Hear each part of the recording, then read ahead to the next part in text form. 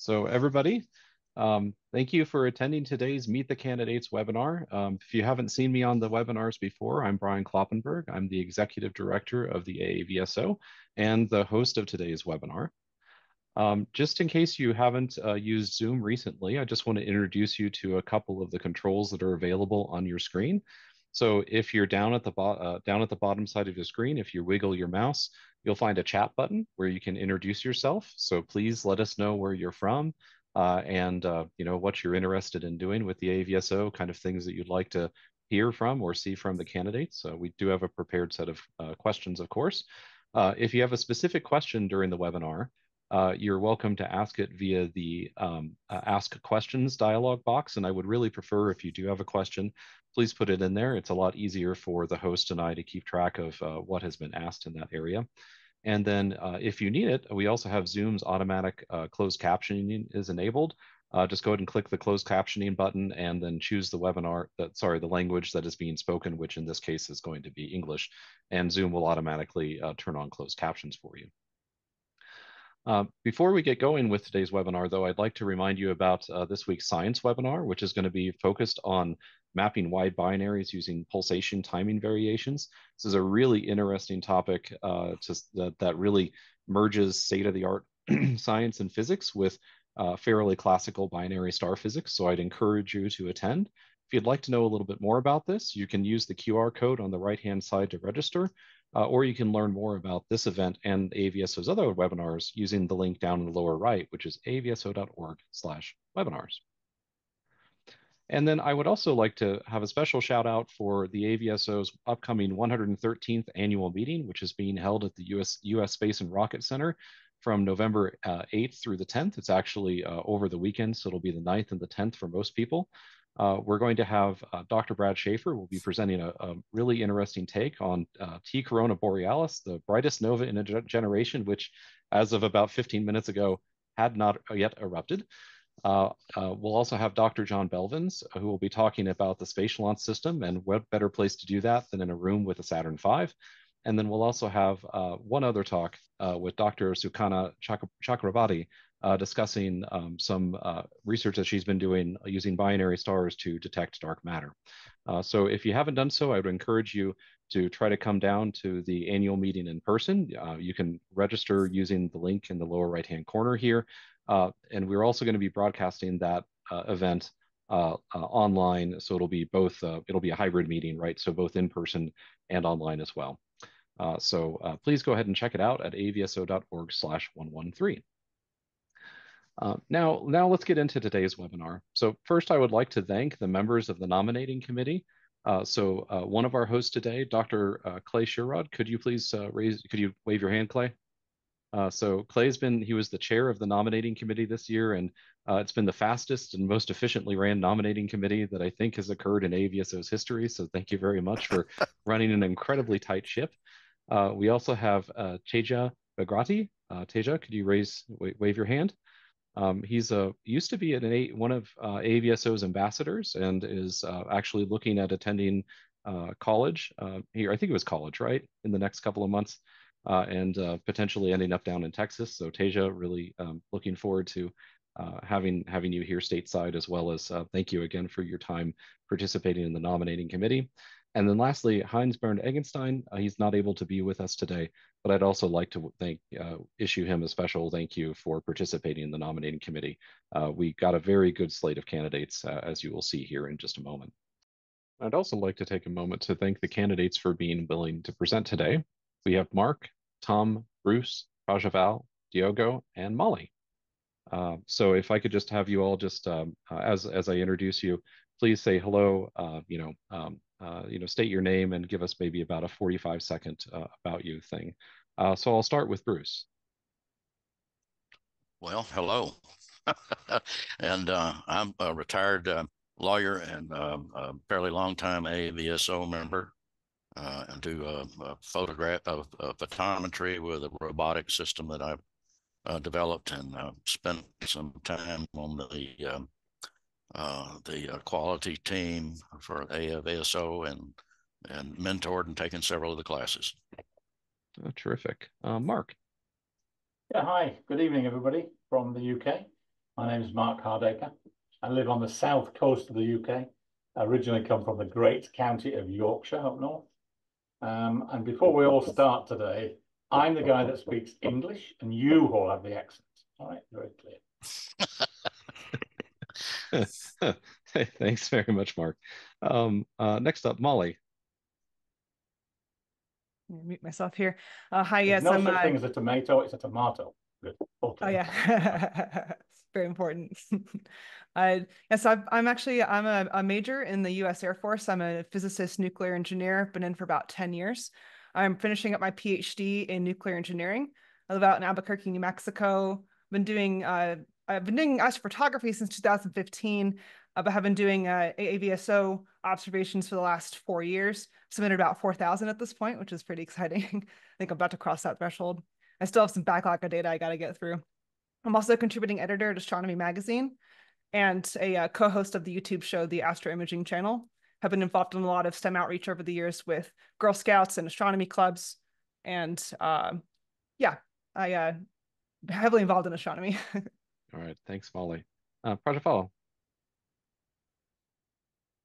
Hi, I'm Prajval Shastri. I'm an astrophysicist. I live in Bengaluru, India. I was a scientist at one of the astrophysics institutes here for many years before I retired, and now I'm an emeritus scientist. And I am not a member of the AAVSO, but I do resonate with many of its frameworks, and I am interested in bringing scientific thinking to everybody and using astrophysics as a vehicle to do that. So I do work with not just professional astrophysicists, but also amateurs and science activists and so forth.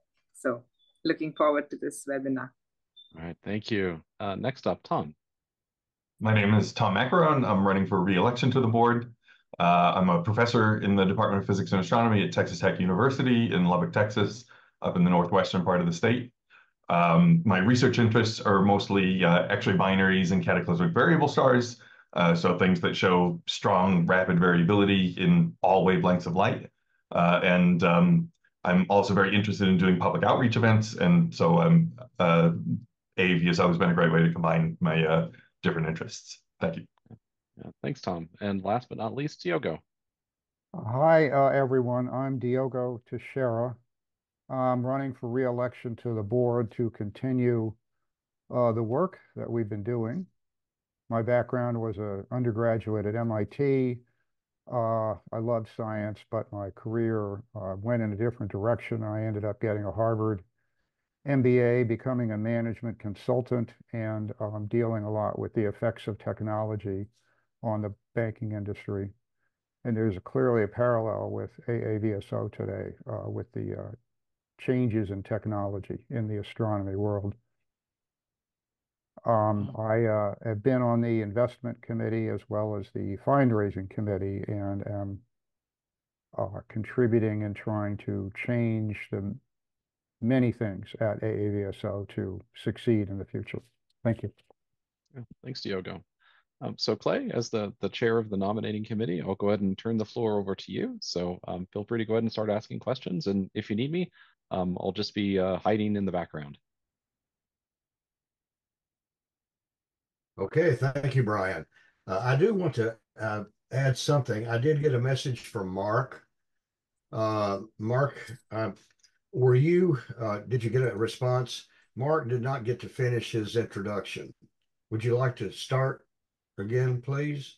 Yeah, I don't know what happened, whether people couldn't hear me or what the situation was, but I looked up and Molly was already talking, so I don't know if what happened there. Did you actually hear anything of what I said? We heard that you were British. Yeah, but nothing else. That you spoke English. Right? That's right. Nothing else. Yes. Please go ahead. Anyway, let's crack on. It doesn't matter. Let's crack on. So, are you okay? Are we done? Yeah. Okay. Sorry about that, Mark. Very sorry. Okay, I would like to welcome everybody, including our visitors and members who are out there listening to us and trying to make a decision and help us choose the direction of the AAVSO. I would like for each person, as we ask questions, to Please speak clearly, slowly, and enunciate so that we can, because of buffering and time differences and differentiation between video and audio, sometimes we get that odd feeling that we're not really understanding one another. So please try to speak slowly and enunciate so that we can all understand.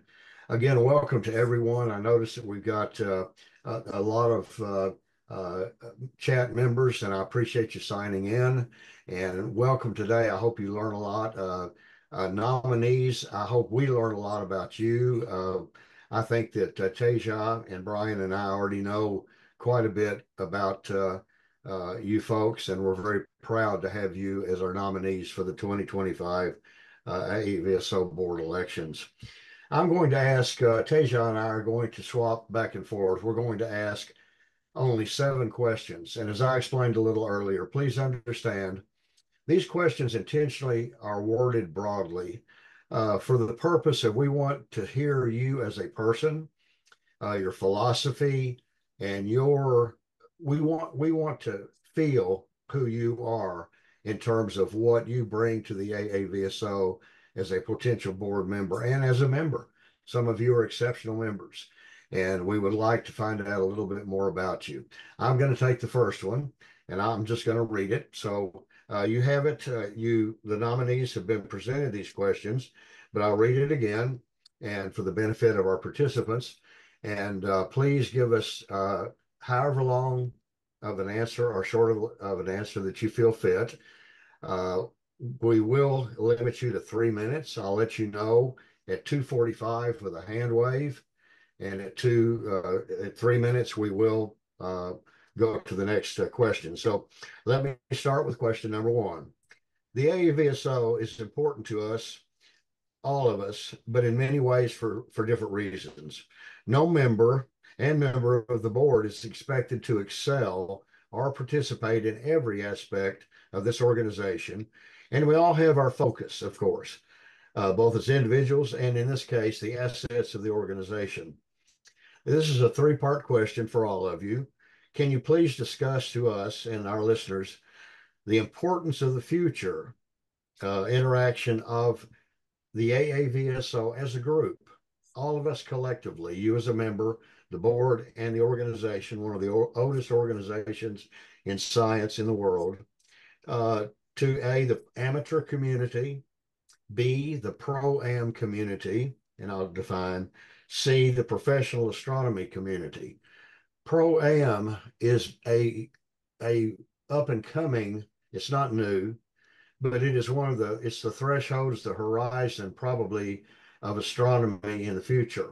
We have amateur astronomers now, unpaid astronomers who have better equipment than professionals. We have unpaid astronomers who are doing yeoman's work in providing data sets and research for the work in astronomy and other sciences that are unpaid and in a lot of cases unrecognized. And they do this out of the love of the science and out of the love of what they're doing. The pro-am is a collaboration between the amateurs, which the majority of this organization is, and the professionals. And AAVSO is moving more and more toward observing campaigns with the professional community.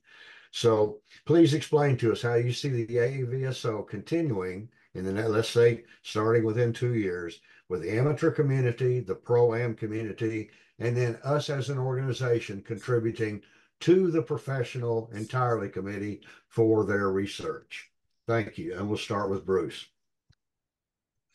Thank you, Clay. Well, you say that the pro-am is a changing and a new phase, but actually, you know, it's the interface of amateurs and professionals that go back to the watershed of the AAVSO. You had John Herschel in 1833 make a plea for amateurs to view variable stars.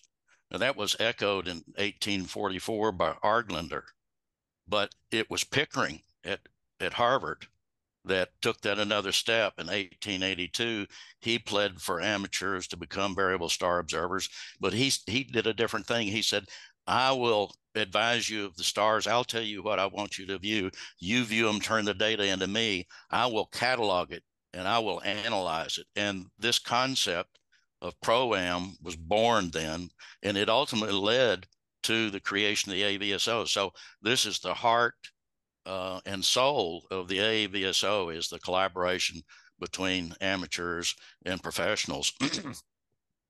What I understand we're thinking about doing is, instead of being just simply a source of amateur data for professionals that they call on, either they pull it off the archive that we create, or they actually collaborate through the AAVSO as a coordinating entity with amateurs on a particular project. My understanding is the idea is let's take that a step further, where AAVSO becomes a partner in developing the project, as well as providing the amateur data. And I think that's a very exciting area. But you also asked about the amateur community. And this is where I think my interest and what I can offer most lies. We've never had, AAVSO has never had enough observers. There have always been more stars than there are people available to observe them. And the AAVSO has never had enough financial resource to do all it could do.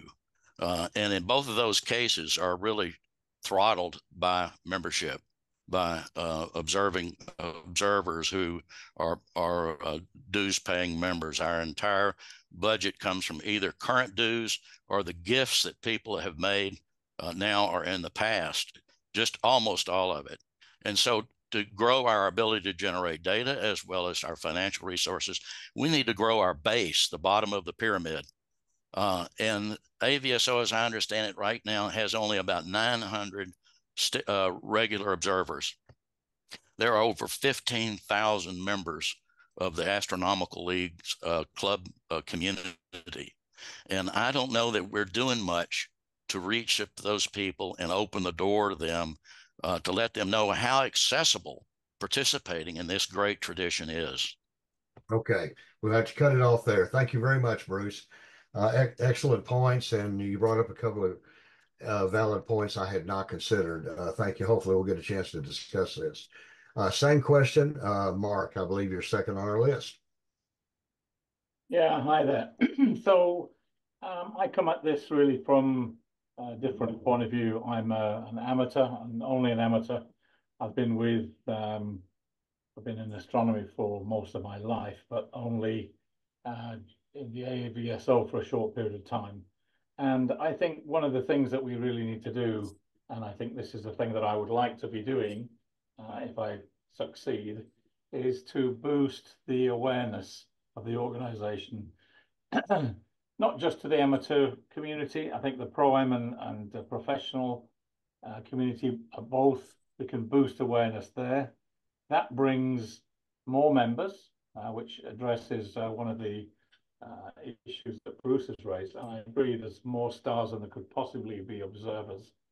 And I think the other issue, shortage of funds, is something that we can address in a number of ways. I think a good business approach, if I'd been able to get through all my introduction, you would have heard that I've been in business for many years and proficient at raising funds, doing outreach and so on. And I think that's some of the things I would like to bring to AAVSO, some increased awareness and ability internationally as well, to get our face higher up, brighter, more apparent, and if I can say, more professional in some ways. Not saying that we're not professional, but get a more professional approach. That will bring money, that will bring members, that will bring awareness. And I think that then covers all the three areas: amateur, pro-am, and professional, as far as I understand it.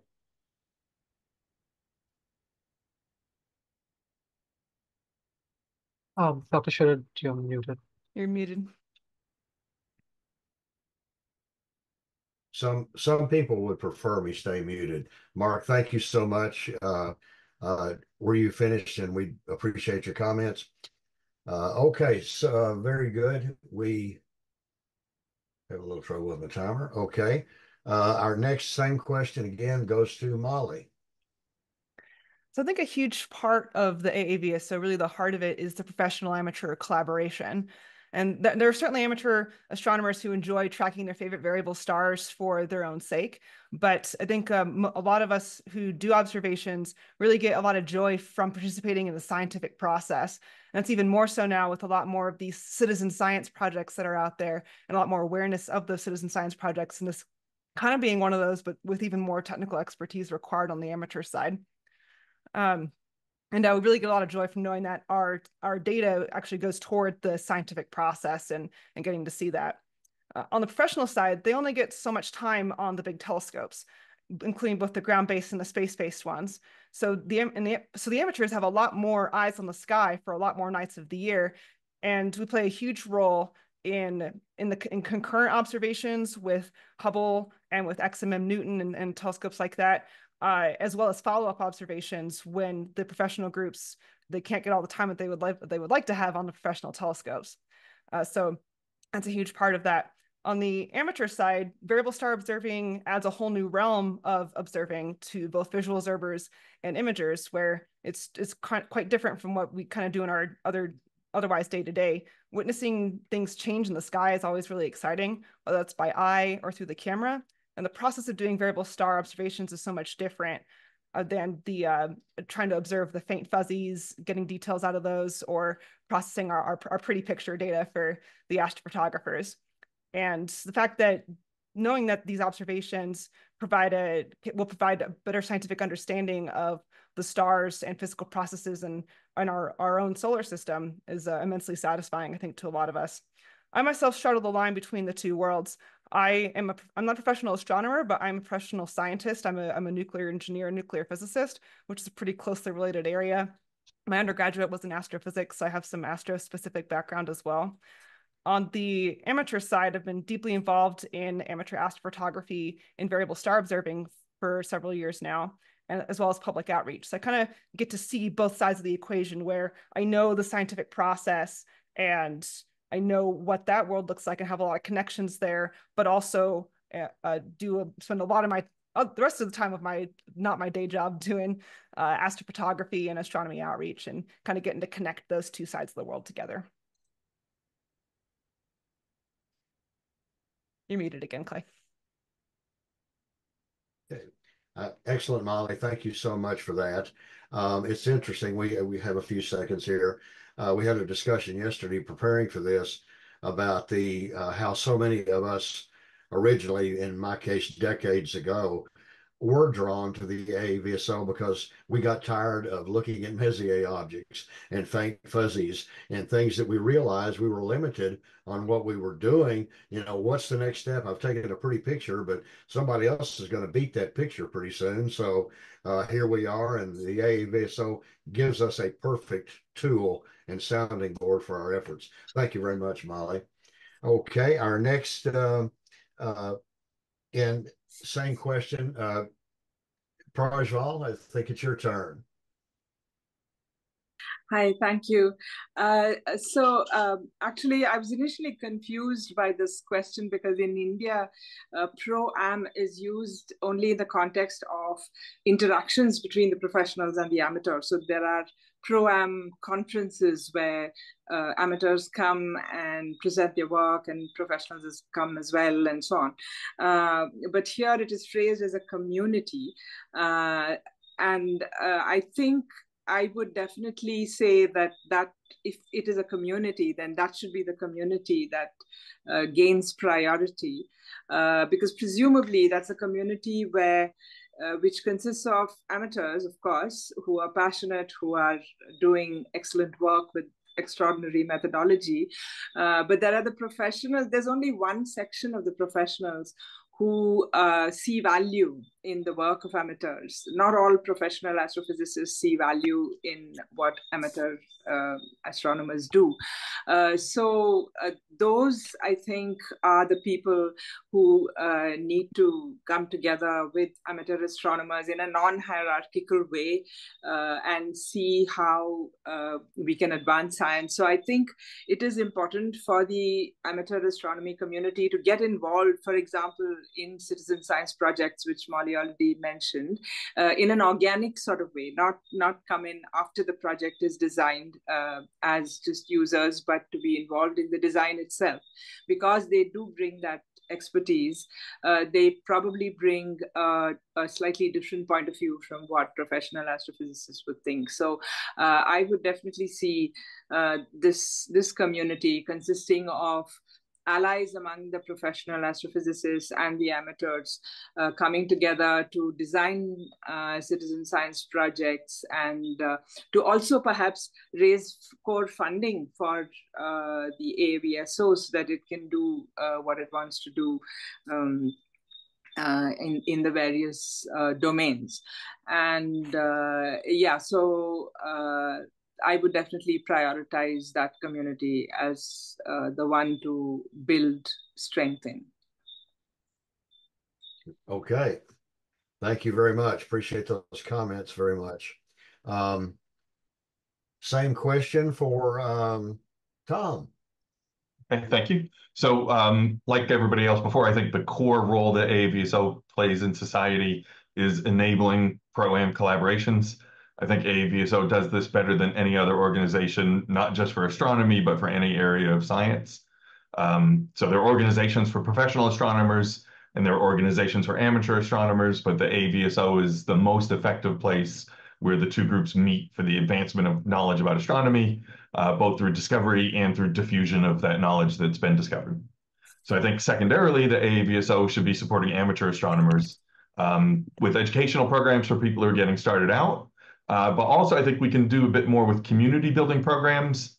I think one of the things that kind of gets people to stay in an organization is they start to develop personal relationships with people and they value that in addition to the thing that they're doing. And so I'm going to talk about this a little bit more in response to one of the other questions, but I think we could try to organize some local meetings that are cheaper for people to attend and get some people to volunteer to help that out so it doesn't overburden the staff at headquarters.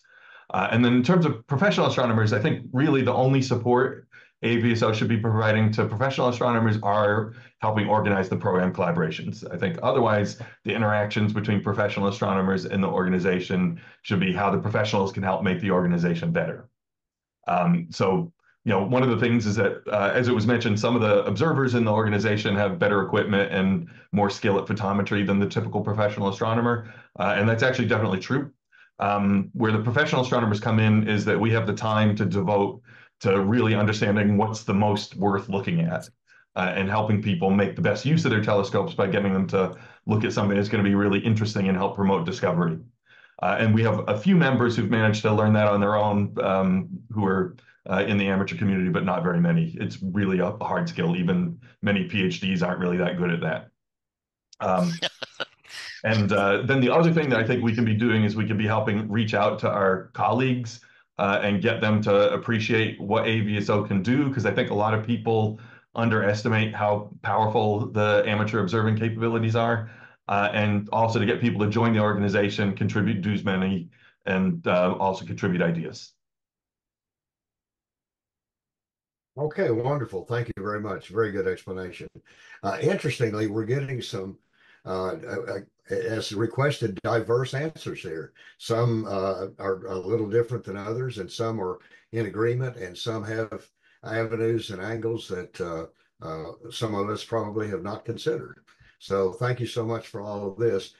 Just killing a little time until we get back on our 3-minute mark. Diogo, first of all, I'd like to say we're glad to have you with us, and we hope you're feeling better. I hope everything's okay with you. And thanks for joining us. It's your turn.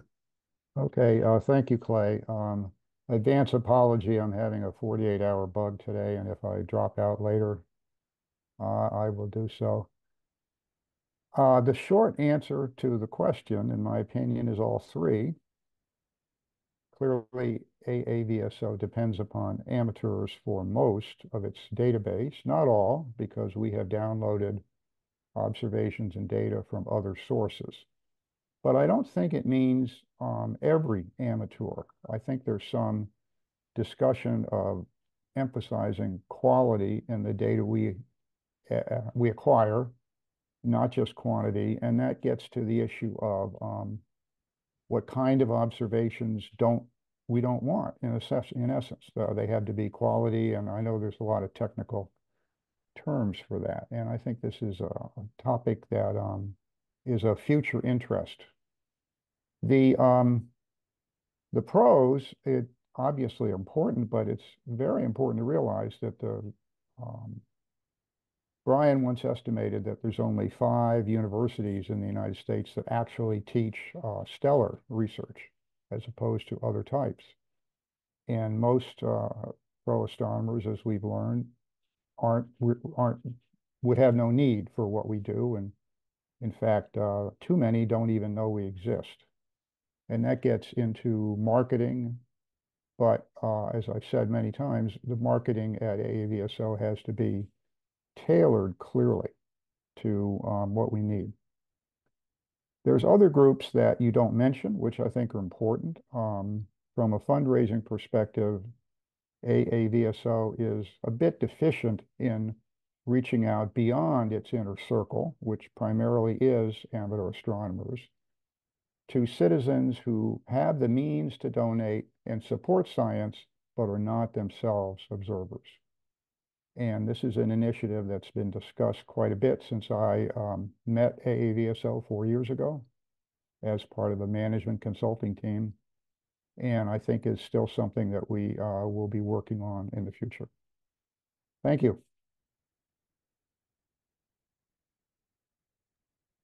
Thanks so much. Appreciate it very much. And very, very direct answers, and those are appreciated. That concludes the first question.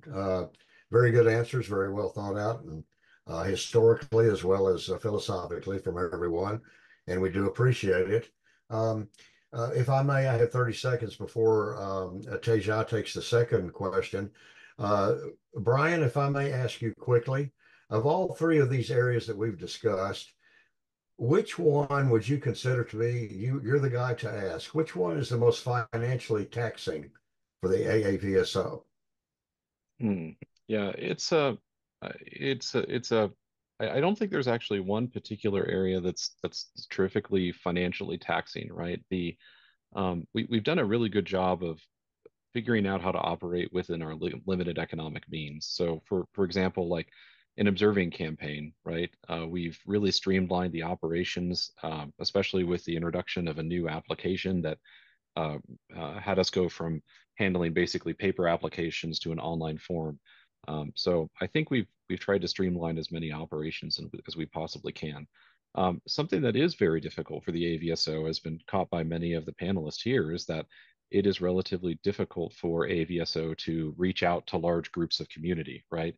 That ability to scale our programming and scale our reach in terms of having contacts with like finding the 1 or 2 people in a local astronomy club that really want to do science and are super engaged in science but don't quite know how to get started, right? It's difficult to find those people in such a way that the staff isn't investing lots of resources. So I think some of the ideas that were mentioned here are actually really quite good, and we'll try to put them into force over the next couple of years. I totally agree. Excellent responses. Okay, thank you so much for that, Brian. Okay, I'm going to turn over question number 2 to Teja, who's just done an outstanding job helping us get all this together. He was always there when we needed some response and backup. So, Teja, thank you. And question number 2 is yours. Thank you, Dr. Sherrod. Here's the second question. It has been stated that the AAVSO needs to make some changes for a changing scientific and educational environment, youth, and financial stability. Please tell us how your specific credentials and expertise lends itself to the growth and impending evolution of this organization. Your answer can address the science, education, or overall Your skills are unique. Tell us why. And we'll stick to the list. First, we have Mr. Bruce McMath. Please go ahead, sir.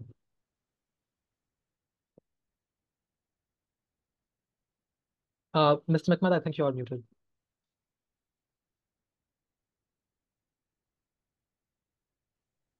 How my experience plays into this. I'm not the science. You've got science, education, and administration elements to address here. And I'm not the big scientist. We've got other people in this panel that are way ahead of me in that ability. I started out as a little visual observer, and now I do photometry.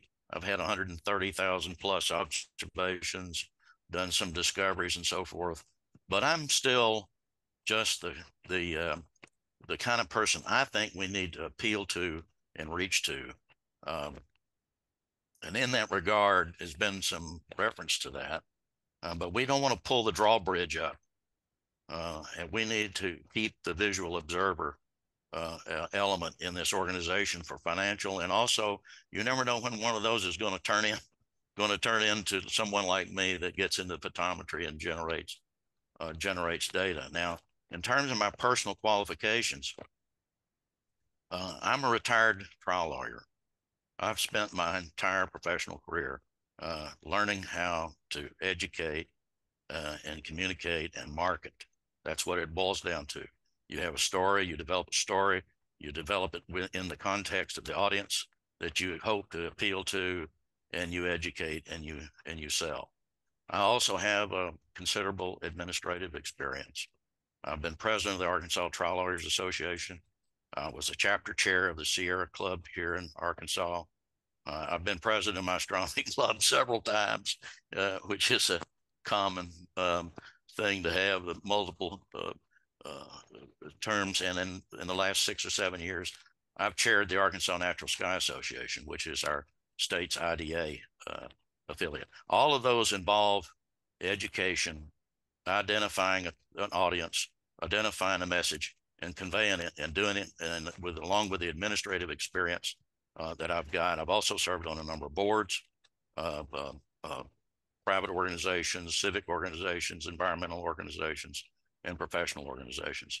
So it's that combination of learning to market, educate, and administer that is, I think, what I bring to this project. And the point of view of being a simple observer that started out looking at stars with a naked eye. Thank you, Mr. McMath. The same question, and then we have, excuse me, Mr. Mark Hardaker. Hi there, Teja. Yeah, thank you very much. I listened to what Bruce says, and it seems to be that we are almost like brothers. I have a very similar background. I'm retired. I was not a trial lawyer, but I've done a lot of things that you've done too. I started off, and I still am, a small-time observer, but I'm also a doer, a mover, and a shaker. I'm currently deputy editor of our popular astronomy magazine here in the UK. I'm on the committee of the Commission for Dark Skies, which we have in the UK here. I'm treasurer of our local association. I'm a town councillor. I'm a member of Rotary. So I think, like many of us here, if you want to get something done, ask a busy guy. And that's what I'd like to portray to this evening. I think from my point of view, I'm also not a scientist, although my education is from the University of Oxford in chemistry, but I never spent any time in chemistry. I was in business, joining the DuPont company, where I built factories, raised money from finance, from banks, stand before boards where you have to make your case repeatedly, where you have to bang the table, where you have to know when not to bang the table, when you've got to step back. And all of my working life has effectively been like that, has been business-driven, marketing-driven, communicating with the outside world, making things that people want me to do, or laterally things that I wanted with my board of directors to do to make those things happen. And I think that is the main fundamental skill qualities in quantity that I would bring to AAVSO. The education side, yep, I do outreach with parties all around our southern UK area here. I'm a teacher at the U3A, the University of the Third Age, here in the UK, and soon to be a TV star, hopefully. That's a different story. Anyway, so those are the sort of things that I participate in, and I think I can bring that strength to the AAVSO. Thank you, Mr. Hardaker. And then we have Ms. Molly Wakeling. So one of the big changes that is coming to how the AAVSO will operate is the coming on of these major surveys like the Argus Array and the Rubin Observatory that at glance could make it look like that we might not be relevant in the future. Looking at Argus, which is a 900 telescope array of 8-inch telescopes, which has a light gathering power of 5-meter telescope that can cover the entire sky in one night, or at least what's visible that night, down to a magnitude of 22.7. That's deeper than my telescope can go. And it can, something like that can make it look like that our observations might not be needed anymore. But and we have some really important advantages over that telescope. For instance, they're only going to be doing 2-color photometry, a G band and a wide band. I'm not sure what the wide, I didn't get to see what the wide band means exactly, probably most of the optical spectrum. And they also don't have quite as high a spatial resolution as a lot of the amateurs can get. It's also located in North Carolina. I don't know how many clear nights they get. So we still, like the AAVSO, we have astronomers all over the world who can get eyes on the sky every night. And similar things with the Rubin telescope, where it's going to put out a considerable amount of data, but they're not going to have as wide of a reach. They're making their data available only to some astronomers, won't be as freely available as the AAVSO data is, and some other limitations. So even with these big survey instruments coming online, there's still an important role for the AAVSO to play, even as the professional instruments gain quality. Not only are these sources of scientific data changing, but resources available to educators are changing as well, which is a huge advantage for us because there's more technology in the classroom than ever before. There's greater interest in science and greater access to the internet than there's ever been before. And this is a unique way for AAVSO to be a conduit for getting more interesting science into science classrooms. Instead of kind of doing the canned research projects that we're all, or the canned experiments that we kind of were used to doing in high school, there's already resources for high school and undergraduate educators that the AAVSO offers to be able to analyze real data. I think we can focus even a little more in that area to help teachers to get more of this kind of astronomy into their classrooms, where students can get to analyze real data and potentially even participate in real research with the junior AAVSO publications and things like that. I'm a huge advocate for scientific education. If nothing else, that the students having that experience in the classroom may push them into being scientists in the future, as well as at least making them interested in astronomy from an amateur side, even if they don't go into professional. So for me specifically, I have considerable outreach experience. Translating scientific concepts and motivations to the general public is a particular skill of mine. I have the connection between the professional and the amateur side with my background on both of those sides. And as a member of the military and a lifetime Girl Scout, I have a lot of experience on the operational side of the house as well, organizing people, events, and thinking strategically, if a little bit less on things like how to do fundraising and how to write bylaws and things like that. Thank you, Ms. Wakeling. And then we have Professor Prajval Shastri. Same question. Thanks. So fundamentally, I think I would like to see a widening of the community base of the AAVSO along geographic, but not just geographic, even sectoral and gender and other such dimensions. Because I think what I see as an outsider, because I've not been a member of the AAVSO, the AAVSO has perforce sort of upheld knowledge as a public good, while at the same time sharpening its rigor and robustness in knowledge creation in a very sort of niche area. But it is also important that there is a lack of hierarchy, I believe, at least from the outside, that's what it seems to me, between the professional astronomer, professional academic astrophysicists and the amateurs within the AAVSO. And I think this is an excellent position to be in. And I'm confident that diversifying its base and awareness building about its work and building partnerships with citizen science projects and other fora, particularly important is what Molly mentioned about penetration into classrooms. And I think this should happen worldwide, not just in the United States. All of these and the building of these partnerships will sort of organically steer the AAVSO to where it needs to be in the ecosystem of the future, with all the changes in that ecosystem that are being talked about, like the new observatories or some of the new technologies, which on the face of it look like might render the AAVSO irrelevant, but they are not. And I think widening its base along multiple dimensions will organically make it adaptable, because I think adaptability is the key.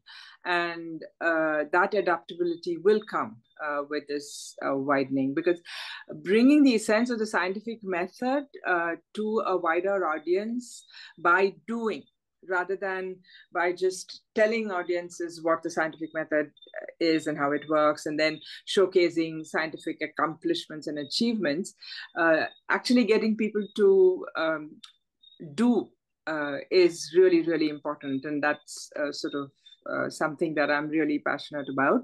And I think the AAVSO has much to offer. Not just in terms of sort of opportunities for discovery, but also development of rigorous methodology that has wide applicability, not just to variable stars, but as it has happened in the modern age, to exoplanet research, which is still stars, but also the physics of supermassive black holes. Variability was a very important tool for understanding supermassive black holes right from the first discovery. And I think the AAVSO also has a role in pedagogy. So I fully agree with Molly that penetrating the classrooms is a very important thing to do. Thanks. All right. Thank you, Professor Shastri. And then we have Professor Thomas Maccarone. Okay, thank you. So I think my skills are most suited to help with the scientific side of things going forward.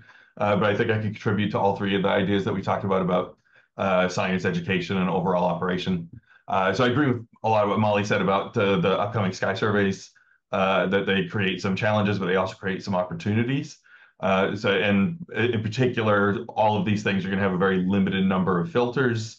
And so we may want to open up things to do more emission line filter work and understand how things vary in emission lines.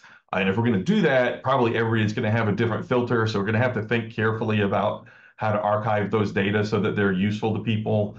Because when people have different widths of filters, the same source properties may lead to different numbers. The other thing that I think we can do more of is more spectroscopy and more polarization work.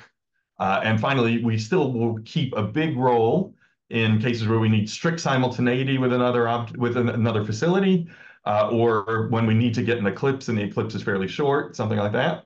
And also sources which are too bright for professional observatories. And from that point of view, I'm not so worried about Rubin causing problems for our role staying how it is, because Rubin is going to be saturated for stars that are towards the faint end of what most of our members can actually detect. And so it'll actually be a source of things where Rubin says, puts out an alert, we detected this transient, it's saturated. Can somebody with a less sensitive telescope go actually figure out how bright it is? So I think a lot of the opportunities for us are in areas where things are varying randomly all the time, And that's when you really want to get close to 24-hour coverage sometimes. And that's the kind of optics that I work on, and also supermassive black holes, like Prajval said. So those are cases where the sky surveys aren't going to be good enough. If we're talking about pulsating variables, I think they are, and we're going to have to probably move away from that for the most part. All right, so in terms of the age demographics, I think we need to get more of the academic community involved. And like people have said, K through 12 teachers. And I think one of the things that we can do is some of the training courses we run, we can try to get K through 12 teachers to enroll in those also, and try to work with organizations to get support to give those teachers professional development credits for that. Because what could be more fun for something that you have to do than to do an AAVSO course rather than sit in some seminar where somebody bores you to death, right? So I think that's a way that we can get teachers involved, and then they can get more young people involved.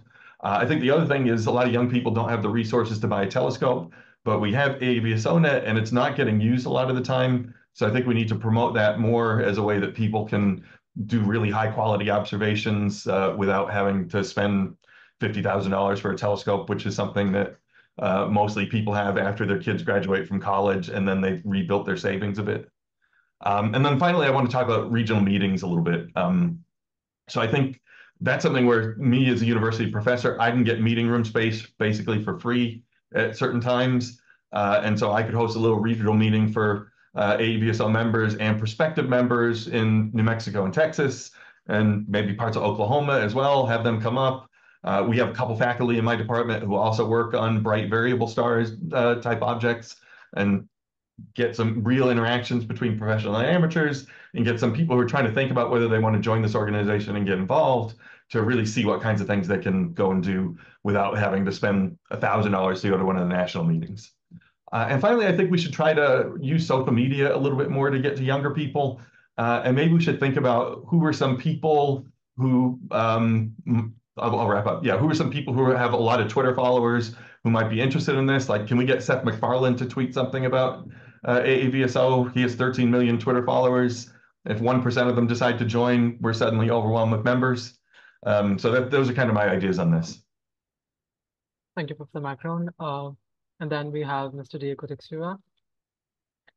So just a minute up before you start. So I'm gonna start the timer, and it's gonna be 3 minutes. And when you have 15 seconds left, I'm just gonna raise my hand so that please go ahead, sir.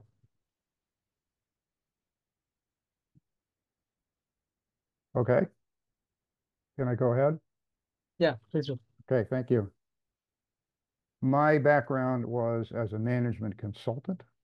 When I retired, I began joining pro bono consulting to nonprofits through the Harvard Business School. And I first met AAVSO back in the year 2020, when a team of us were hired to do a strategic plan. This is before Brian was there.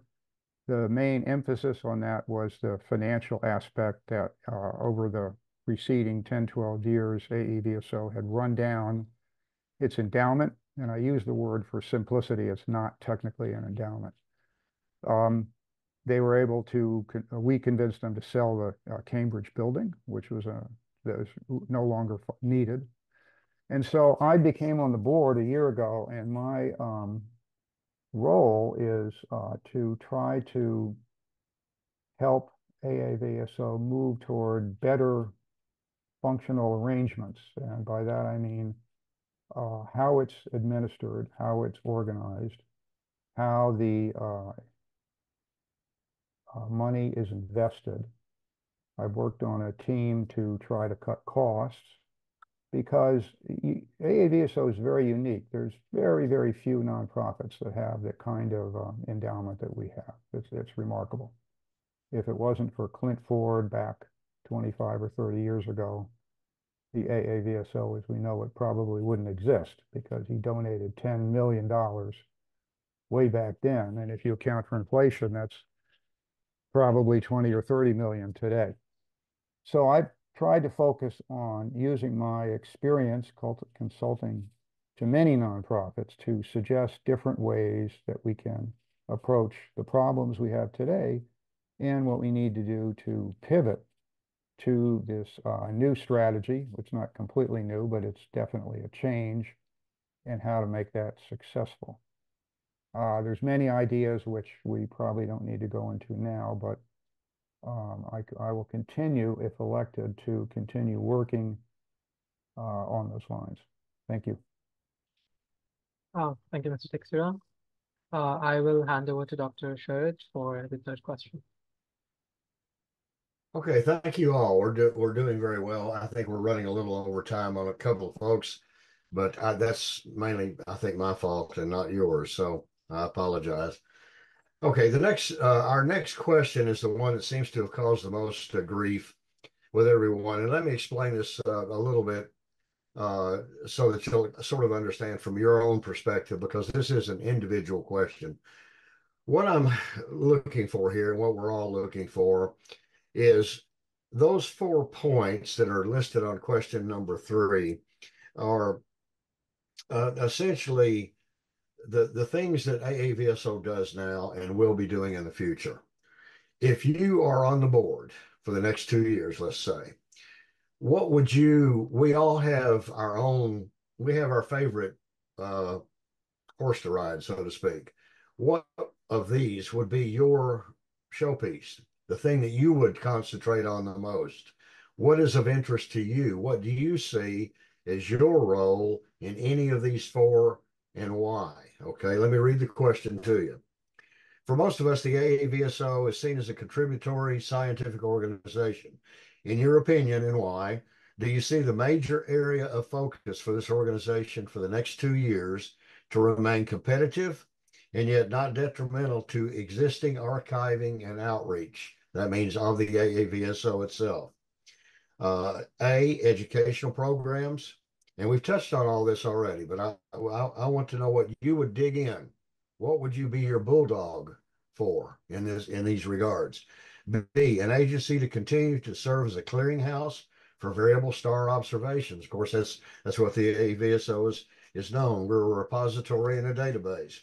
C, a collaborative research observing campaigns, moving in that direction through contribution of data at no cost to requesting agencies. We're doing a little bit of that now, and it is costing not money, but maybe resources, but it does allow us to get into, once again, the pro-am collaborations. And then finally, collaborative true research. That means on the AAVSO level as an agency, using private facilities coordinated with professional astronomers. In other words, the AAVSO, and one of you mentioned earlier, and I appreciate it, that maybe the AAVSO ought to begin to think about doing some of its own very focused research projects rather than collaborative projects. I'm just throwing that out there. I'm not saying that's necessarily the case. So I want your feedback. What would you take and run with off of those 4 options, and why? And again, we'll start on this round with Bruce. All right, Clay. The middle 2 are the bread and butter, the historic core of the AAVSO, and are of immense importance. But your question is, what would we focus on, or what I would think we would focus on for the next 2 years? And for that question, we shift from what's core, what's really important, to what is most needed at the moment. Where are we underdeveloped? And just to say, on B and C, AVSO is the archive at this point. My impression is we own that. That's our territory.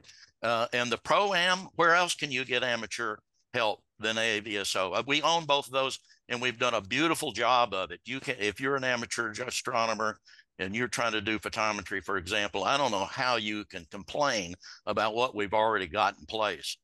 We've polished those 2 things. This idea of moving forward and where the organization becomes a driver of research programs is exciting. And there are some of my colleagues here applying for these jobs probably have more talent there than I do in making that happen, or they definitely do, for that matter. It's where I would I think we're falling down on the job, and I've touched on this already. There's a huge universe of potential members and amateur variable star observers out there that don't know they are. Anybody who is doing the Messier list can become a visual variable star observer and become part of this science history. The oldest citizen science organization, one of the oldest citizen science organizations on the planet, and with their name on their observations, but they don't know how accessible that is. Ditto with the people making all these pretty pictures. That's an ephemeral thing. You touched on it earlier, really. All those people have the equipment and the talent to become photometrists, but they don't know it. So you have to reach. We've got a great welcome. Once they know that they get interested and they come to our website, there's just about anything you could ask for there to help them get started. The problem is they don't know to come.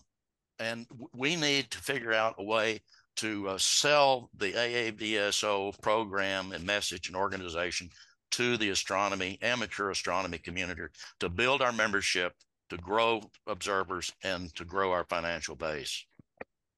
And that's where I would like to see us focus and where I may have some ideas. Okay, thank you, Bruce. That's exactly what I was looking for. Yeah, we've had mention so many times about getting education out to the public, not just about the organization, but about the importance of observing variable stars, cataclysmic all the way to whatever your field happens to be in this realm. Tom even brought up the idea of using facilities in your regional locations to be able to host regional meetings, which is something probably we really need to be thinking about. Bring two things real quick, Clay. Two things real quick. I also think we need to get into the secondary education program. And on the possible venues, Astronomical League has regional meetings. All the regions have meetings every year. The AVSO can become an active participant in those. In cooperation, a collaborative effort, yes. It's been done with the ALPO and the Astronomical League for many years, so I totally agree. Okay, same question to Mark. Yes, and I hate to say here, but I will. I think exactly what Bruce just said is correct. I would focus, and I believe it's important, to building our skills, knowledge, our repository, our database, making it available for more people. And I agree, and given presentations to our astronomical societies around here about variable stars, never mind talking about the public, never mind talking about those few people with telescopes out there, talk about our astronomers in our club, all of which, as you say, Bruce, have got terrific equipment, a great pair of eyes, or even one will do, and the ability to make either visual observations or photometric ones that could go into, if you're in the UK, then the UK BAA database, but why not the AAVSO database? You can add to scientific knowledge, and you can do it on a Tuesday night after you've had a pint down the pub, come home, make 4 or 5 observations, upload them, job done. And I think that is, I think most of the people in my club were unaware of us as being a repository for data, somewhere where you can really, after you've entered your observations, you click enter, you check the light curve, you find out you are absolutely bang. Very similar to what the current magnitude of whatever star is, and you feel it's very, very positive. And I try to get that feeling across to the people I'm presenting to, and I think that's critical. I think we probably undersell, certainly over here in the UK, probably in the rest of Europe too. And of course, the first A of the AAVSO gives that away a bit. It is a bit. Most of the members probably are in the USA, but that's no reason for not using our terrific resources, the database, the website, and really build campaigns. As an example here, I've started a campaign here in our astronomy club, looking at the Herschel 400 objects. And if you give our astronomers every month, these are the 22 objects that we're going to image this month or observe. Get your binoculars out, 8x30s, all the way up to your fantastic rigs. We're going to look at these 22 objects this month. People like a target. People like something to do. And I think the variable stars is just that. These are the stars that we're going to go with. We're going to, as Fording Bridge astronomers, this lot here, we're going to go out, we're going to look at these stars, we're going to join the AAVSO, and we're going to get some scientific work done. And I think that's really the area I'd like to focus on. Outreach, campaigning, getting the name out there. And the other things, the research and the science side of it, educational side, of course, interest there for me as well. But my main priority here is using my passion to make things happen. I better go mute now. Thank you, Mark. Appreciate it very much. Teja, if you'll help me on the time, I'm the world's worst. If I'm doing a good job on anything, it's not keeping time. So please, if you see that we're going over time, you must have a timer. So please help me out, okay? I appreciate it very much. I will, yeah. Okay, Molly, it's your turn. Yes, so with these major survey instruments coming online, I think our role will likely change from being kind of the variable star data clearinghouse to supplemental and gap filling observations, and kind of becoming one of the tools available to researchers. But still we should try to make ourselves still the resource to go to, especially with some of these survey instruments not making their data quite as freely available as we are able to. And we may need to help our observers focus more on the needs of currently running research campaigns. I think a lot of people, myself included, kind of get into a routine of, all right, these are the stars that are on my list. I'll just keep observing those. And sometimes I'll go update those with the current alerts and things like that. But if we can communicate more to our observers, like we need observations on this star to go along with this observing campaign for these dates, which is part of the alerts, but kind of making that more of an emphasis to people. And that way we can best utilize where our observations can fit in to the professional observations. We can also expand our observers' horizons, so different kinds of observations. Maybe you've been doing a periodic, like longer period variables, but you don't know how to do time cadence, the faster variables yet, or try using some different filters, doing spectroscopy, things like that too. And also, you guys do a lot of webinars on these topics, and also how to improve the quality of your observations that I myself need to go look at a little more as well. We also need to make sure that we maintain and create new tight connections with particular research institutions and researchers, and develop new ones with universities in the US and around the world, so that we can be on their radar and be their go-to source of data. And some of our amateurs may have connections to research universities that we can utilize more. And I love the idea of having regional AAVSO meetings, because that's how we can find out that information. And people feel more engaged when they get to see people face to face and network, and kind of get remotivated to continue to do their observations and to contribute. So I think that's having this kind of meetings is a perfect way to find where we can create those collaborations, and also inviting some of those researchers to come to those meetings as well. Of course, I'm a huge advocate on the education side. We already have accessible databases to our educators and students, but how can we make them easier to access? And how can we make it easier for educators to learn how to help students process our kind of data, to be able to get some practice in doing this kind of research and get exposure to it. I love Tom's idea of creating courses for teachers where they can get continuous learning credit. And we're in an excellent position to communicate why variable star observing is important, and need to do a lot of public outreach as well. Molly, thank you very much. I want, before I give Prajval a chance to answer the same question, Prajval, you did bring up a very important point a minute ago about incorporating what we do as variable star scientists into the classroom, and they need to be exposed at a very early age.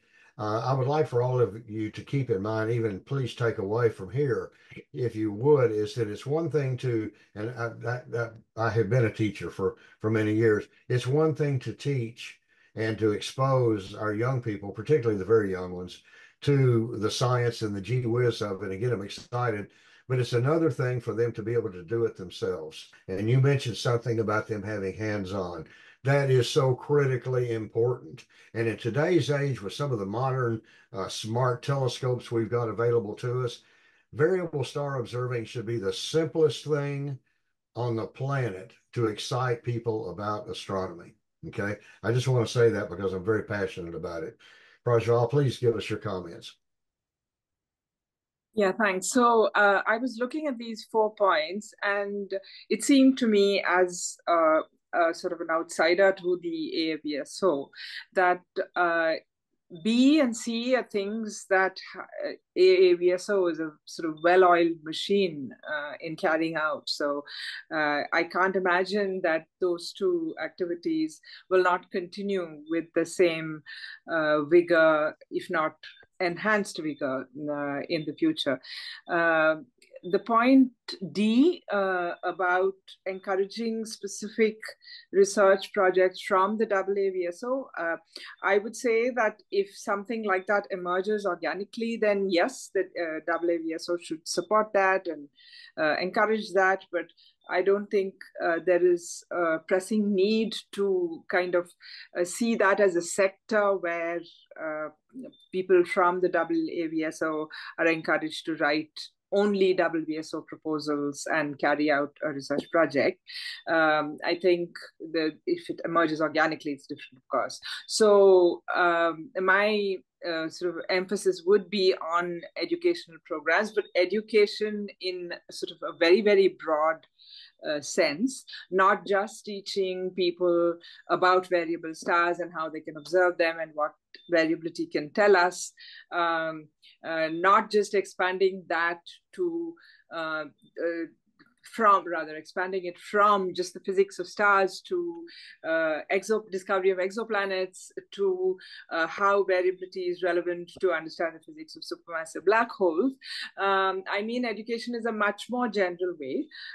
So educating people about the scientific method, using astrophysics as a way to do that, and also educating people about how science can be done in an inclusive and open way and also making data open access. I mean, this is a very important aspect which some people just take for granted. Some people see it as not the way to success and so on. But the AAVSO is an excellent example of success in keeping its data open. So I mean, that's what I mean by education in a very broad way.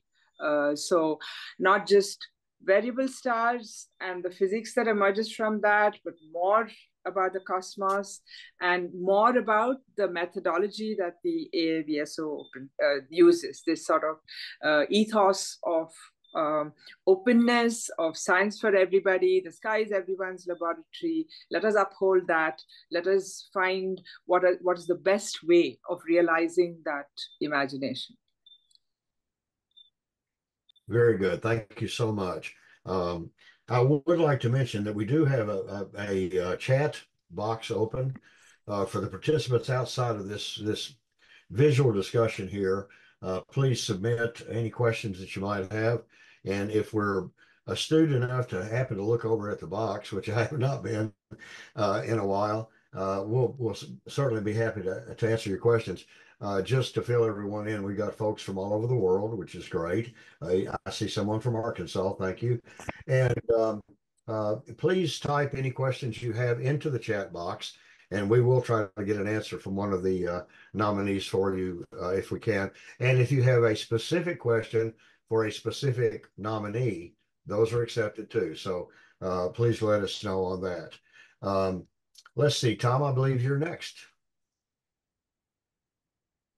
Sorry, clicked in the wrong place. Okay, so I think all four of these things are important, and I think I'm going to talk a little bit about what I think priorities should be, but I don't think you can really just pick one of these four categories and say that should be the key priority. So I think the key priority should be to think about how to have pro-am collaborations lead to important scientific discoveries. And I think all of these ideas are an important part of that. So I think increasing the number of campaigns, whether organized by professional members or organized from headquarters, I think is really important, because I think when we do stuff as a group with a focused goal, the data are much more likely to get used and to have high impact than if people are just going in observing something and hoping someone wants to look at it.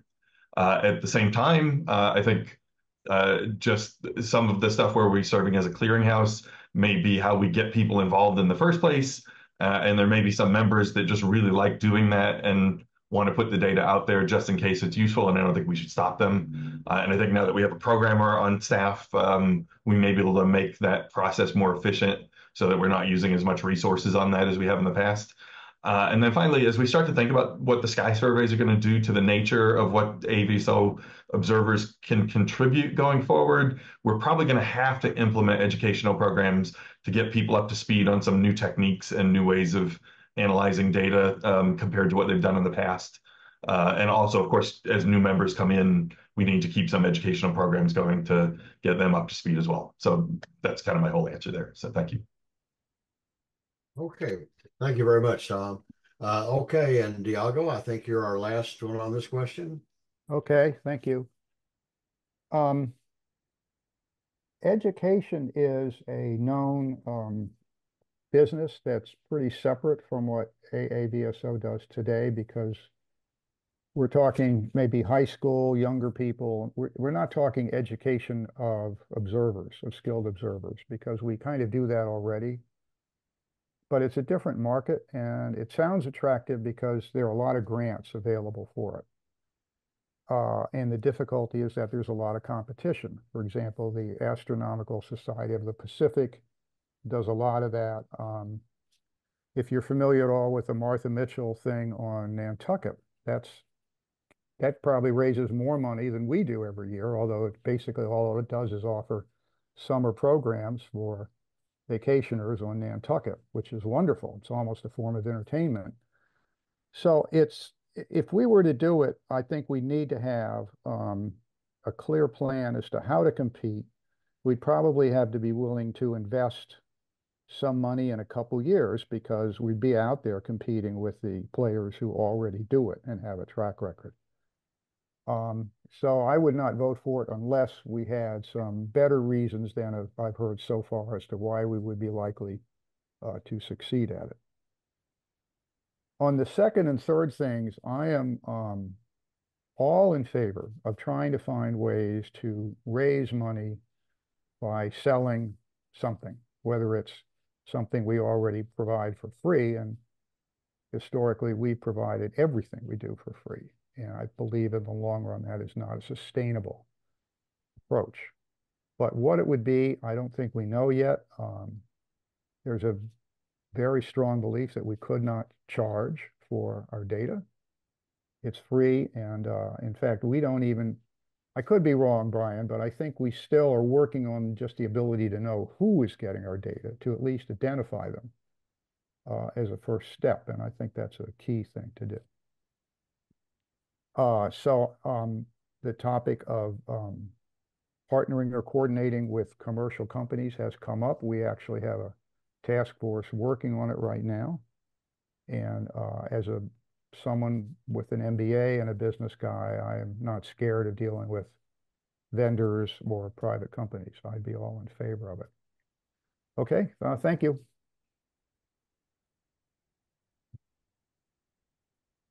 Dr. Sherrod, you're muted again. And Clay, just to give you a heads up, it's about 10 minutes till the end of the session. So if we're going to do one more question, we'll have to do it relatively quickly. I've seen there's 2 questions in the Q&A box, so if you'd like to do that, we could go over to that instead.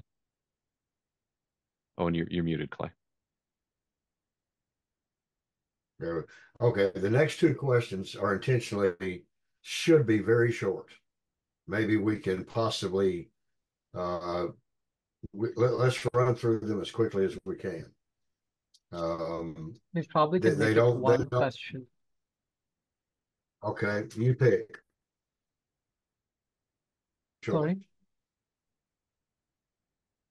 You pick which one. Oh, okay. Which question would you like to ask? We'll go with the fourth one. Okay. Oh, actually, the fifth one. Sorry. Let's go with the fifth one. All right. So the fifth question is,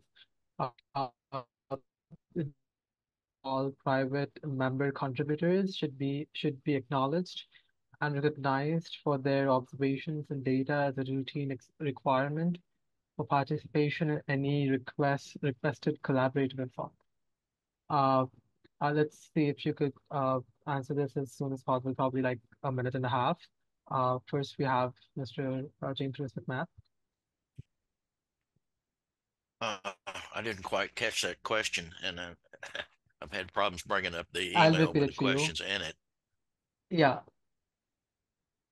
Do you believe that all private Is it member how to contributors acknowledge, how should to be acknowledged? acknowledge? Yes, we've already got policies that deal with that. If you, to our members that generate data that are shared with professionals that they use in their publications, we already require that those observers be credited in the publications, as I understand it. There may be other ways to think of acknowledging the more advanced observers. Maybe we have some kind of classification. I know some groups that use amateur observers actually have a process where you have to demonstrate that you qualify to participate in there from a data quality standpoint. Maybe there's a way to acknowledge that level of observer or something like this. But I want to go back to this question of selling our services. The data is free and should always be free. That's fundamental. But the AAVSO performs a service here that costs money. It's not volunteer. Some of it's volunteer labor, but some of it has to be paid for. And it's a service that's made available. And I'm not so sure that this is not a way that we cannot sell the idea that we should be a subcontractor in those instances where there's grant funding for the project and the manager or the professional group is looking to AAVSO to provide data on the front from the beginning of the project, that we should be treated as a subcontractor and some means arrived at to calculate the value of that. And that should be explored. Thank you, Mr. McMath. And then we have Mr. Mark Hardaker. Okay, I think question 4, should we be compensated for our work? The answer is yes, if possible. Question 5, do you believe that all private member contributors should be acknowledged and recognized? Yes, of course. And number 6, individual members who participate in research should be allowed to share their data. Yes, why not? I think those are really very, very short, crisp answers. I don't have the answers yet to how we would go about it. But I think yes, if possible, yes, of course, and yes, why not, are what we need to hear. End of. And once I'm on board, if I'm elected, I'll try and put some flesh around that. But those are the 3 answers I would give. Thank you, Ms. Hardaker. And then we have Ms. Wakeling. It's certainly hard to, just for nonprofits, there's always, how do they keep getting money flowing and things like that. And I think it's important to have as a goal having this data be freely available, but what ways can we get creative with partnering with institutions and with fundraising and of course with the endowment to continue to be able to fund the things that cost money, like the website and database, things like that. As far as individual members go for recognition, I guess I haven't seen or investigated a whole lot how they are recognized currently. I don't think I've had my name on a publication yet.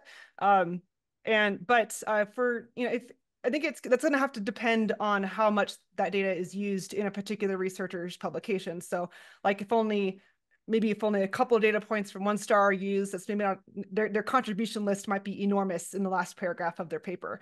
But if an individual member's, a lot of their observations are used, they should maybe be considered for co-authorship. So maybe make some rules and some clarifications around that for the groups that we work with.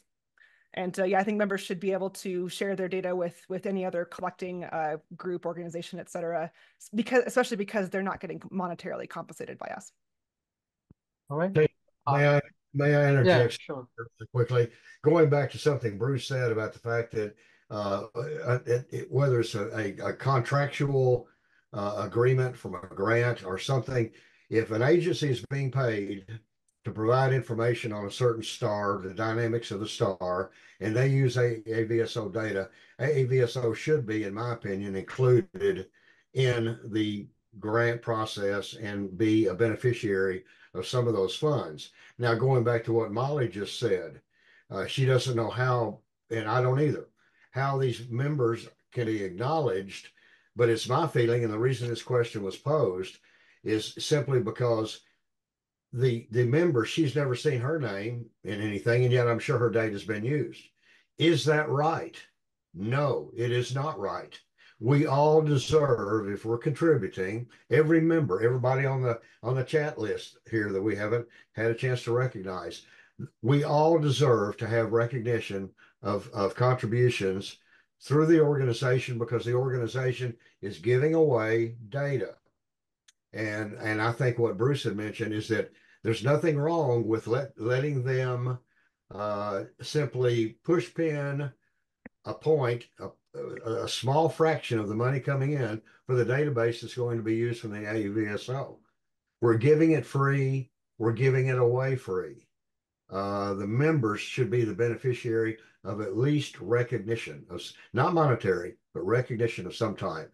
Thank you. I've seen papers with very long contribution lists at the end of like individual people, and also very long authorship blocks. Both of those things already exist and are not unprecedented.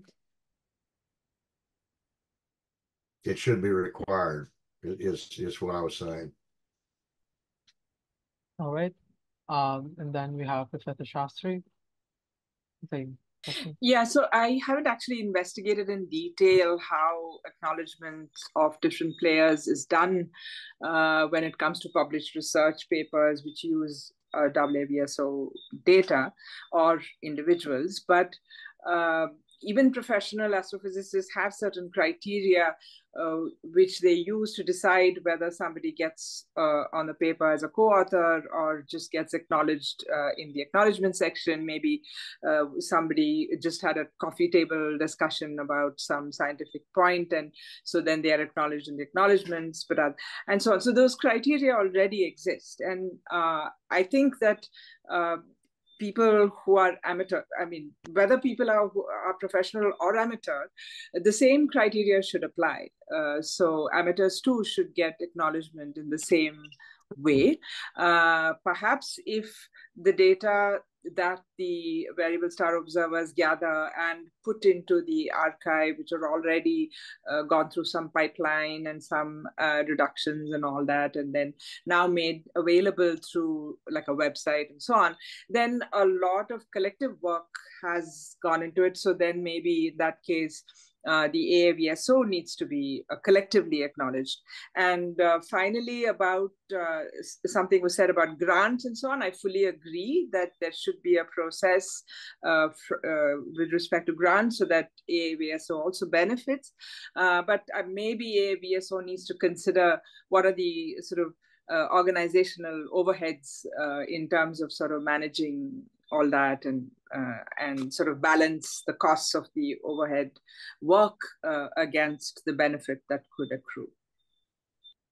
Thank you, Professor Shastri. We're kind of running out of time. Now have Professor Maccarone. Okay, so the question we were actually asked to answer was whether we believe private or member contributions should be acknowledged and recognized. And I think definitely, and I think how we do that may depend on a case-by-case basis. I agree with what Molly said. If somebody provided one data point out of 1,000, and you don't want to end up having 1,000 authors on a paper. Maybe in the acknowledgement is more appropriate there than as a co-author. But if somebody really provided core data that you couldn't have possibly done the paper without, then they should be on the author list. The other thing I think we can do is we can find, like if somebody requests a campaign, I think there should be team meetings that the observers are invited to, so they really feel like they're part of the team and not just a technician who's doing stuff for the project and not getting to be involved with it. All right, now I want to briefly answer the other two questions that people have been answering also. So should we be compensated by requesting agencies for collaborative projects? And I would say on a best effort basis. Like a lot of the NASA grants I get are $40,000 or something like that. And that's just barely enough to pay a graduate student for a year when I have to cover tuition and overheads. And it may be the amount of money I could take out of that and give to AAVSO isn't worth the processing charges. But if it's a National Science Foundation grant for 3 years for $500,000, you can definitely put 20,000 in for AAVSO to help out with the project if they're doing core services. So I think we should encourage that. And we should say, if you're asking for campaigns, you better sign up as a member, maybe even require that. But we should always have a free option because I think the joy of doing the science is so valuable to the members. And on should people be allowed to share the data? I actually want to throw a little bit of a different spin out there from what we've heard before. So I think that should be the default, that people can share their data. But what I would hate to have happen is that somebody spends a lot of time and effort organizing a campaign, training the people to do the project properly, and then somebody else hands the data to another scientist at another institution who then publishes it first. So I think we need to, think about how to balance openness with making sure that the people who really put the effort in get the credit for the work. All right. Thank you, Professor Maccarone. And then we finally have Mr. Diogo Teixeira. Hi. Same questions. Yeah. Thank you. So I think the answer to is yes for me on all of the remaining questions. Recognition is clearly vital for everybody. I think Tom was mentioning something that I wanted to comment on, but I'm sorry, I'm drawing a blank right now. Sorry. Senior moment. Okay, I guess I'll just pass on that. Thank you. Oh, thank you, Mr. Teixeira. Diogo, come back with us. Raise your hand if it comes to you. Okay. I don't know how we're doing on time. That's I believe, Teja, that was our last. Have we agreed to stop the questioning here? Yeah, I do There are have a couple of Q&As. Yeah. We do have two. We do have two Q&As. And Brian, would you like to read those?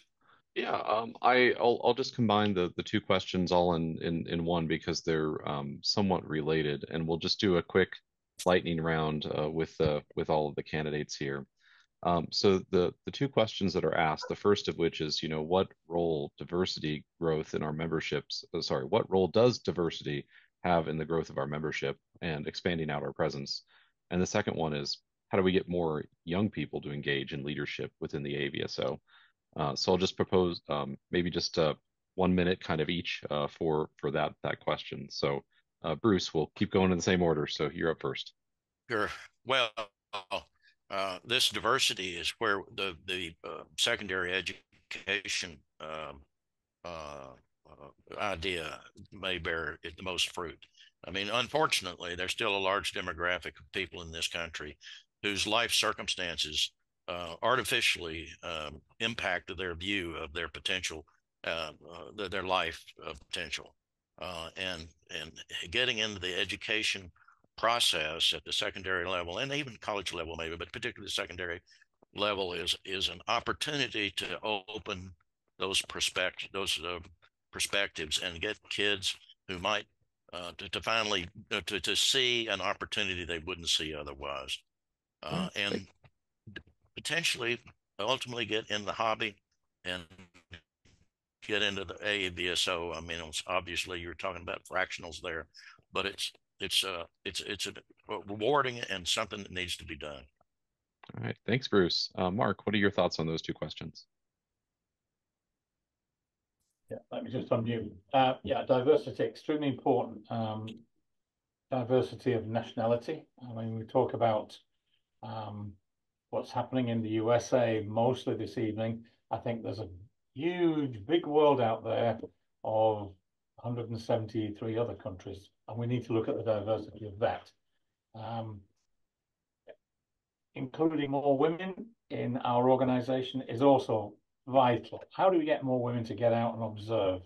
A very tricky thing. But even more critical is how do you get young people into your clubs? How do we get more people to not discard that telescope they got for Christmas after the first 2 or 3 outings and never gets seen again, stays in the loft? And I think these are very important questions, and ones that certainly I've been addressing over here in the UK, trying to get new people, young people into our organization, into our club. Start at club level, attract them in, go to scouts, go to cubs, go to guides, go to schools in the evening, take our telescopes, show them. Now we'll get to variable stars later, but let's get them into the hobby as many of us looking around this screen here, as many of us did when we were young, and get that fire of astronomy burning. Not just in the USA, as I said, everywhere, not just with boys, but also with young ladies. And let's try and build a membership of this organization that is more reflective of what the world looks like, and try and get it young. It's a burning passion for me. It's something that we fight with here every day. In the Rotary clubs the same, in our astronomy club the same. Yeah, thanks, Mark. So Molly, you're up next. What are your thoughts on diversity and getting young people involved in the AAVSO? Being a woman and being under the age of 55 makes me quite a unicorn in this hobby, as I'm acutely aware in every forum I go to. What pulled me into here was just a lifelong interest in science, and also not having kids makes it a little easier to stay involved. But some kind of more concrete ideas are, of course, what we've already talked about, getting into classrooms, getting awareness at younger ages in high school and in college of having direct contributions with AAVSO and with doing astronomy, as opposed to just like that astronomy unit that you usually get in school, can kind of make that connection so that people might go join their astronomy club when they get their first job. And I do a lot of public outreach with Girl Scout groups, Boy Scout groups, because it's important for everybody to see women in this role. So the more we can get people of diversity to be the face of a lot of these things, that yet you can't be what you can't see. You have to be able to see somebody in the role in order to imagine yourself there. So the more that we can get folks like me out in front of people to be talking about all the aspects of astronomy, the more people can see themselves in that same spot. Thank you. Prajval, what are your thoughts? I think diversity is key to firstly growing the organization, and secondly to ensuring that the organization grows into an adaptable, robust one. I already mentioned this point earlier, and I think that will happen organically if the diversity question is paid attention to, meaning the organization will grow into an adaptable, robust one organically if the diversity question is paid attention to. And as to how that is done, I think it is important to not just focus on closing the gap of numbers. So for example, if you take the gender dimension, it's not enough to just try and close the gender gap of numbers. It is important to go to the bottom of it and figure out what is the cause of the gender gap, what are the barriers to the gender gap, because we know from work over the decades that there is no one size which fits all. There are different cultural aspects in different places that create barriers, and fundamentally it should not be about helping the underrepresented group, whichever it is, but looking within and seeing what the barriers are to not having those underrepresented groups represented in the way that they should. And I think the diversity expansion should go along multiple dimensions. Geographic, gender have already been mentioned, but there are others. And of course, this started out as the American Association, but stars are everywhere, visible everywhere. It's a global enterprise. We're about knowledge creation. So I think the organization will benefit hugely in thinking about broadening along these lines. Yeah, thank you. And Tom, as the former chair of our diversity committee, I'm sure you have lots of thoughts on these, but if you could try to keep your comments relatively short, 2-3 minutes like everyone. Thank Okay, you. sure. Yeah. So I think one of the things that we'd like to do is I think we need to do is to make the organization more welcoming to people when they first encounter it, and then make sure that people know about the organization. I guess probably in the other order. So in terms of getting a broader cross section of people to know about the organization, I think we need to look beyond just the clubs, although I think that's a good idea, but also the places that people go before they go to clubs, like astronomy on tap events, star parties, things like that.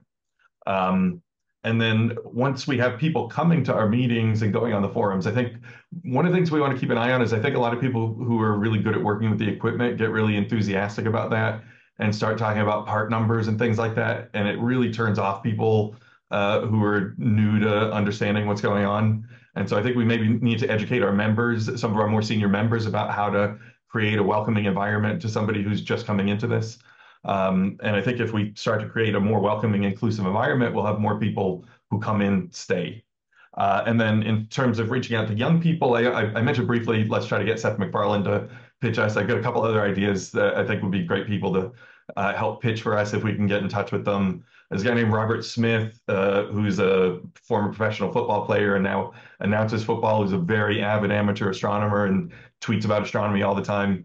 And there's an actress named Ritu Arya, who I actually had the pleasure of teaching when she was an undergraduate student at the University of Southampton over in England when I was working there. And she's a pretty big star actress. She was fourth billed in a movie where the top three were Ryan Reynolds, The Rock, and Gal Gadot recently. And she was an astrophysics undergraduate student. So if we get people like that, we may make this organization seem more hip, and that may make it more attractive to young people. And then in terms of getting young people into leadership roles, I think maybe what we need to do is have more opportunities for people to start small, working on committees where they help with one little thing. And then I think that both gets them more interested in working with the organization, but it also means that if they then run for the board, they have some experience they can point to about where they've helped the organization in the past. Yeah. So those are my thoughts. Oh, terrific. Thanks, Tom. And last but not least, Diogo. Hi. Well, I agree basically with what everybody else said. There's a lot of ideas on how to attract younger people. But when I put my marketing hat on that I studied at HBS, the question is, are we going to try to sell to younger people what we do today and what we've been doing for the last 100 years? Or are we going to ask what they like to do and see if we could meet it? That's really what marketing is about. And when I think about the number of people that Zooniverse has attracted for many reasons, then I say to myself, and I think I've said this before in board meetings, is we need to look at this a lot more carefully. We have not got anything like that.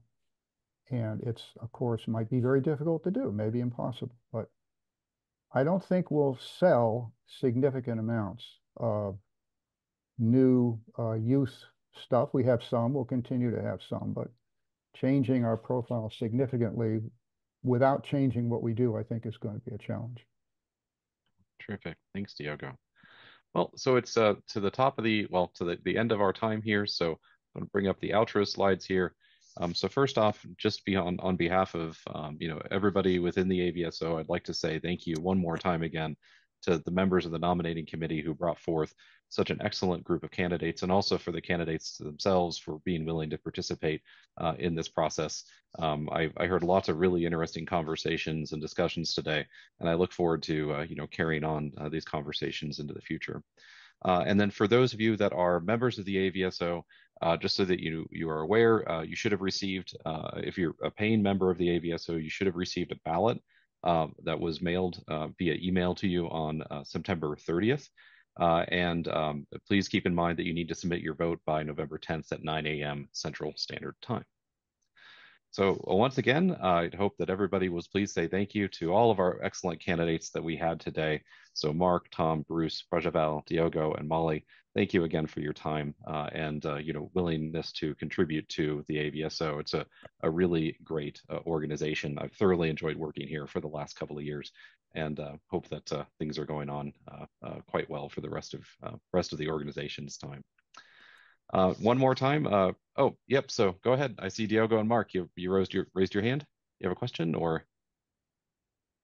Was only to say thank you. Oh, yeah, terrific. Yep. No, we're happy to accommodate this. I think this Meet the Candidates webinar was actually a really great idea that we had last year, so it's really quite good. And Clay, did you want to say anything before I close out the rest couple slides? Oh, and you're muted, Clay. Oh, you're still muted. I'll get used to this after we're done. No, it's all right. Okay, I want to thank all of you for putting up with the questions. I think as you have answered them and you've reflected on them, I think you realize why they were worded the way they were. It's for you to have a little introspect as far as whether you've existed on the board or you want to be on the board. You may have a little bit different perspective as to how you think about the AAVSO and potential people coming into our organization.